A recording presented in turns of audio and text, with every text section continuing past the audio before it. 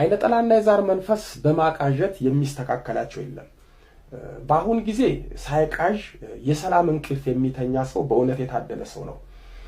በቁም እንቃዣለን፣ ተኝተን እንቃዣለን። ቅዠት የበጎ ህልምና የራእይ ተቃራኒ ነው። ቅዠት የምንለው የሚያባንን፣ የሚያስደነግጥ፣ የሚያስፈራ ህልም ነው። አንድ ሰው ሲቃዥ በተኛበት በህልሙ ይደክመዋል፣ ይልፈሰፈሳል። ከመቃዠቱም የተነሳ ቤተሰቡም እስከ መደናገጥ ይደርሳል። አይነ ጥላና የዛር መንፈስ ያለበት ሰው አስፈሪና አስደንጋጭ ቅዠቶችን ያያል። በስመ አብ ወወልድ ወመንፈስ ቅዱስ አሃዱ አምላክ አሜን። በውጭም በአገር ውስጥ ያላችሁ የተወደዳችሁ የእግዚአብሔር ቤተሰቦች የወለላይቱ እመቤት የድንግል ማርያም የአስራት የቃል ኪዳን ልጆች የቅዱሳን መላእክት የጻድቃን የሰማዕታት ወዳጆች በያላችሁበት የክርስቶስ ሰላም ይድረሳችሁ።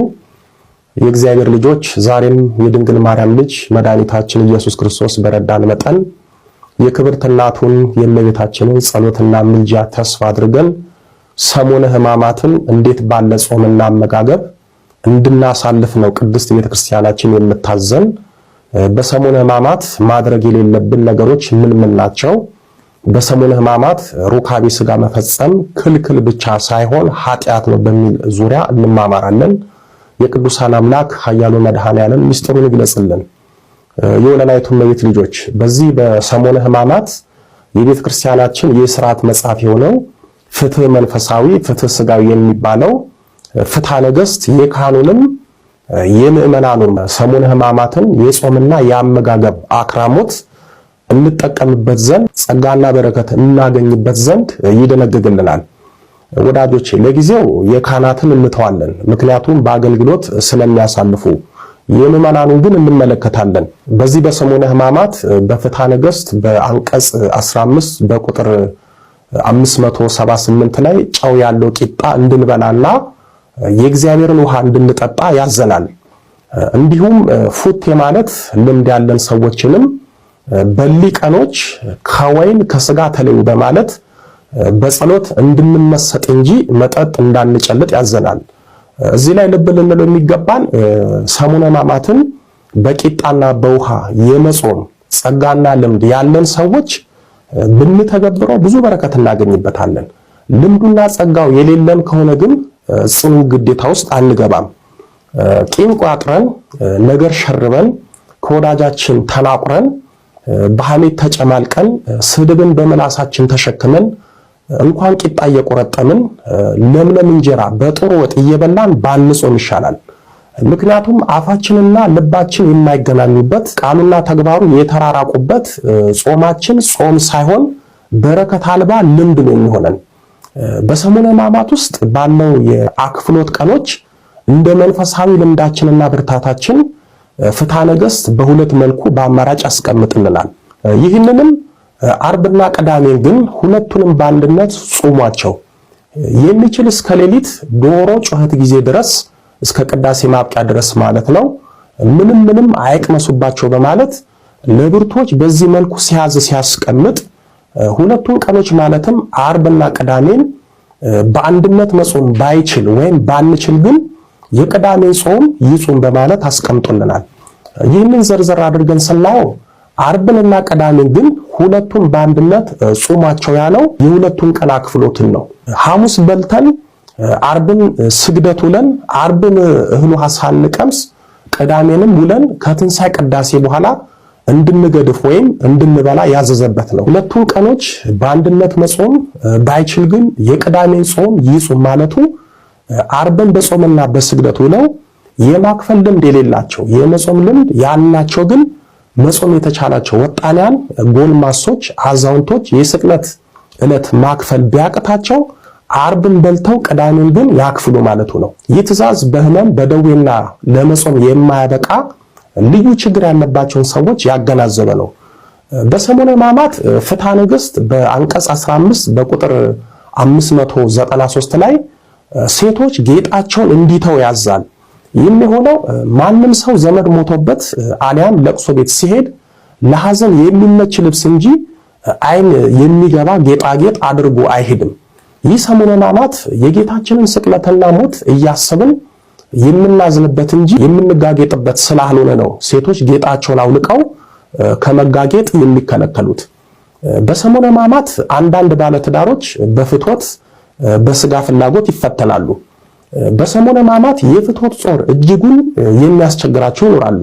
ግን በሰሙነ ሕማማት የኛን የስጋ ደስታ ሳይሆን የጌታን ሕማም፣ ስቃይ፣ እንግልት፣ ግርፋት፣ ስቅለትና ሞት የምናስብበት ስለሆነ ሩካቤ ስጋ ክልክል ነው። ይህንንም ፍትሐ ነገሥት በአንቀጽ 24 በቁጥር 923 ላይ በከበረች በሰሙነ ሕማማት ይችን ኃጢአት ለሚሰራት ወዮለት።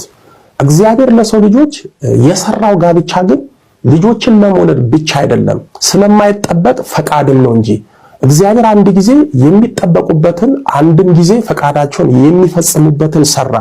ነገር ግን በርኩሰት አይሁን ይላል። እንዲሁም ቁጥር 597 ላይ ክብርት በምትሆን በሕማማት ወራት ይችን ኃጢአት ለሚሰራት ሰው ወዮለት በማለት ያስጠነቅቃል።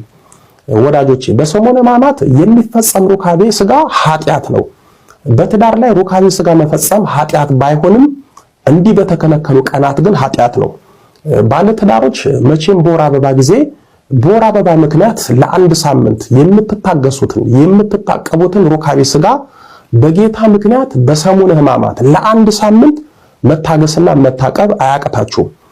በእውነት ስለ ጌታችን ፍቅርና ሕማም ብለን ስጋይ ፍላጎታችንን የፍትወት ስሜታችንን ካልገዛን ካልተውን ጌታችንን ምን ወደድ ነው? ስለሱ ብለን ስጋይ ደስታችንን በሱ ሕማም ካልተካን ጌታችንን በሕማሙ አላሰብንም ማለት ነው። ቅዱስ ጳውሎስ በፊልጵስዩስ መልእክቱ በምዕራፍ 3 ቁጥር 10 እስከ 11 ላይ በመከራውም እንድካፈል ቢሆንልኝ በሞቱ እንድመስለው እመኛለሁ እንዳለ እኛም ስጋይ ደስታችንን ስጋይ ፍትወታችንን ትተን ለአንድ ሳምንት በመከራው በሕማሙ ልንመስለው ይገባል። ሰው ደግሞ ከእንስሳት የሚለየው አንዱ ስጋይ ስሜቱን መግታት መግዛት በመቻሉ ነው። ስለዚህ በሕማማት ምክንያት ለአንድ ሳምንት ከሩካቤ ስጋ ታቀቡ፣ ከትንሣኤ በኋላ ላለው ደስታ አስቡ። በነገራችን ላይ በእንደዚህ ቀናቶች ችግር የለውም በማለት ሩካቤ ስጋ ፈጽመን ልጆችን እንወልዳለን። የሚወለዱትን ልጆች ብዙ ችግር ያለባቸው ይሆናሉ። በሰሙነ ሕማማት ተጸንሰው ይወለዳሉ። የተወለዱትን ልጆች ለቤተሰባቸው ሕማም፣ ስቃይ፣ መከራ ይሆናሉ። ለራሳቸውም የመከራ ሰው ይሆናሉ። በሰሙነ ሕማማት ለአንድ ሳምንት ተው ታቀቡ ስንባል እምቢ እንላለን። የምንወልዳቸው ልጆች እኛንም እግዚአብሔርንም እምቢ የሚሉ የማይታዘዙ ልጆች ይሆናሉ። ግዝት ባለበት በተከለከለበት ቀን ሩካቤ ስጋ ፈጽመን የምንወልዳቸው ልጆች በፍጹም የተባረኩ ልጆች አይሆኑም። በአጠቃላይ በቅድስት ቤተክርስቲያናችን ስርዓት መሰረት በዚህ በሰሙነ ሕማማት የተከለከሉት ነገሮች ሩካቤ ስጋ መፈጸም፣ እጅ ተጨባብጦ ሰላምታ መሰጣጣት፣ መሳሳም፣ መስቀል መሳለምና ማሳለም፣ ክርስትና ማንሳት፣ ክህነት መስጠት፣ ፍትሐት ማድረግ፣ መስከር፣ አብዝቶ እስከ ቆፈት መብላት፣ በተለይም የላሜ ጣመ መብላት፣ ዋዛ ፈዛዛ፣ ሳቅ ስላቅ፣ ጨዋታ፣ ጭፈራ የተከለከሉ ናቸው። እግዚአብሔር በትንቢተ ኢሳይያስ በምዕራፍ 1 ቁጥር 19 ላይ እሺ ብትሉ ብትታዘዙም የምድርን በረከት ትበላላችሁ እንዳለን እግዚአብሔርንም ቅድስት ቤተክርስቲያናችንም ታዘን እሺ ብለን የሰሙነ ሕማማትን በረከት ለማግኘት ኃያሉ መድኃኔዓለም ይርዳን። ያስተማረን የመከረን የአባቶቻችን አምላክ ልዑለ ባሕርይ ቅዱስ መድኃኔዓለም ኢየሱስ ክርስቶስ ክብር ምስጋና ይድረሰው።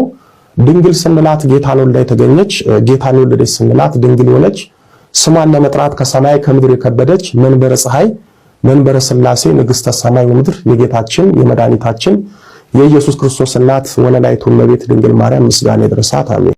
አይነ ጥላና የዛር መንፈስ በማቃዠት የሚስተካከላቸው የለም። በአሁን ጊዜ ሳይቃዥ የሰላም እንቅልፍ የሚተኛ ሰው በእውነት የታደለ ሰው ነው። በቁም እንቃዣለን፣ ተኝተን እንቃዣለን። ቅዠት የበጎ ህልምና የራእይ ተቃራኒ ነው። ቅዠት የምንለው የሚያባንን፣ የሚያስደነግጥ፣ የሚያስፈራ ህልም ነው። አንድ ሰው ሲቃዥ በተኛበት በህልሙ ይደክመዋል፣ ይልፈሰፈሳል። ከመቃዠቱም የተነሳ ቤተሰቡም እስከ መደናገጥ ይደርሳል። አይነ ጥላና የዛር መንፈስ ያለበት ሰው አስፈሪና አስደንጋጭ ቅዠቶችን ያያል። በተለይ የሚያስፈራ አውሬ ሲያባርረው፣ ለምሳሌ በሬ፣ ውሻ፣ እባብ፣ ዘንዶ፣ ጅብ የሚያውቀውና የማያውቀው ሰው ሲያሯሩጠው ያያል። ይህ አንዱ የመንፈሱ ጠባይ ነው። እነዚህ ምልክቶች በተለይ ጸሎት ርግፍ አድርገን የተውን ሰሙን እናያለን። ይህም አንድም መናፍስቶቹ ወደ ህይወታችን ሲመጡ እግዚአብሔር የሚያሳየን ምልክት ነው። እንደሚታወቀው ሰው የሰባት ጠባያት ውህድ ነው። እነሱም አራቱ ባህሪያተ ሥጋ ማለትም ነፋስ፣ ውሃ፣ አፈር፣ እሳት እና ሶስቱ ባህሪያተ ነፍስ ለባዊነት፣ ነባቢነትና ሕያውነት ናቸው። እግዚአብሔር እነዚህን ባህሪያት አስማምቶ ምድራዊ መልአክ ሰውን ፈጠረ። እንደ ሊቃውንቱ አባባል ሰው ህልም የሚያየው ወይም የሚቃዣው ባህሪያተ ሥጋው ሲያይልና ሲገዛው ነው። ለምሳሌ አንድ ሰው በተፈጥሮ ውሃ ዋኝቶ ላያውቅ ይችላል። በህልሙ ግን ሰፊ ባህር ገብቶ በመዋኘት የሚያወጣው እስከሚያጣ ሲጨነቅ ያድራል፣ አሊያም በመዋኘት ሲደሰት ያድራል። ይህ የሚሆነው ከአራቱ ባህሪያት የውሃው ባህሪ ሲያይልበት የሚከሰት ነው። አንዳንዴም እንደ አሞራ በአየር ላይ ስንበር ከሰማይ ጠቀስ እንደ ሚሳኤል እየተምዘገዘግን የእውነት የተፈጠፈጠን እስኪመስለን ድረስ ስንጨነቅ እናድራለን። ይህም የሚሆነው የነፋስነት ባህሪያችን በርትቶብን ስናድር ነው።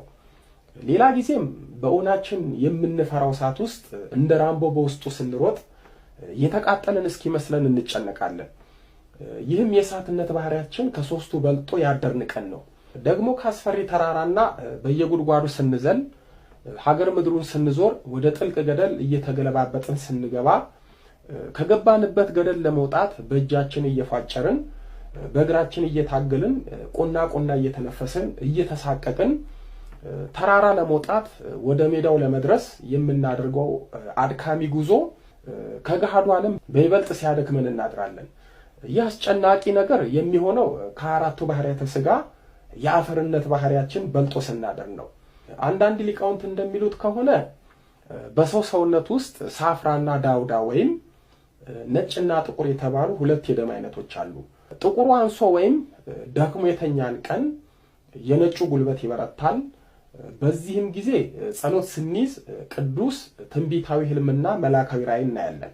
ነጩ ሲደክምና ጥቁሩ ደም ሲበረታ በስጋዊ ባህሪ ሰጥመን በተለይ በስካር፣ በርኩሰት፣ በዝሙት ስንማረክ ነጩ ደም ይደክምና ጥቁሩ ይበረታል። በዚህም ምክንያት ክፉ ህልም፣ መጥፎና ክፉ መንፈስ፣ ፍርሃትና ድንጋጤ፣ ሐዘንና ጭንቀት፣ ቅዠት፣ መባተት፣ መደናገጥ የመላበት ህልም እናያለን ይላሉ። በዛም አለ በዚህ መጥፎና አይነጠላና መንፈሳዊ ዛር መንፈሳዊ ህልሞችን ሊያሳዩን ይችላሉ። ብዙዎቻችን ስለምንቀርበው ስለምንወደው ሰው ግን ከዛ ሰው ጋር የጮኝነት ግንኙነት ከሌለን አይነጥላችንና ከቤተሰብ የወረስነው የዛር መንፈስ ከዛ ሰው ጋር የትዳር ህይወት እንዳለን በመንፈሳዊ መገለጥ መልእክት ሊነግረንና ከዛ ሰው ጋር እህል ውሃ እንዳለን መልካም ህልም ሊያሳየን ይችላል። አንዳንዶች ህልማቸውን ሳያጤኑ በጸሎት ሳይመረምሩ ህልማቸው የአርያም ህልም እየመሰላቸው ስተዋል። መውጣት የማይችሉበት ህይወት ውስጥ ገብተዋል። እነዚህ ከመናፍስቶች ያዩአቸው ህልሞች በሙሉ ልክ እንደሆኑ ያዩአቸው ህልሞች ጠብ እንደማይሉ አድርጎ ያሳምኑናል።